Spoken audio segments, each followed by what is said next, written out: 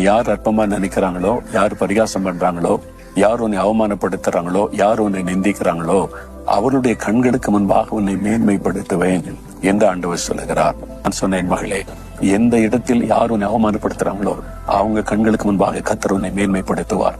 உன்னை என்ன மாதிரி வார்த்தைகளை சொல்லி குற்றப்படுத்தி கேவலப்படுத்துறாங்களோ, நீ அப்படி அல்ல, நீ ஆசீர்வதிக்கப்பட்டவள் என்று அவங்க வாயினால சொல்லும்படி கர்த்தர் உன்னை ஆசீர்வதிப்பார். உன் கண்ணீரை இயேசு பார்க்கிறார். நீ கலங்காதேன்னு சொல்லி அந்த மகளுக்காக பாரத்தோடு ஜெபிக்க ஆண்டவர் கிருபை கொடுத்தார். அவளுக்காக, அந்த மகளுக்காக ஜெபிக்கும் போது ஒரு பெரிய பாரத்தை கர்த்தர் உண்டாக்கினார். பாவம், ஒரு கண்ணீர் இல்ல, ஒரு வேதனை இல்ல, மற்றவள் பேசுகிற வார்த்தைகள் ஜெபம் பண்ணி நான் அனுப்பினேன்.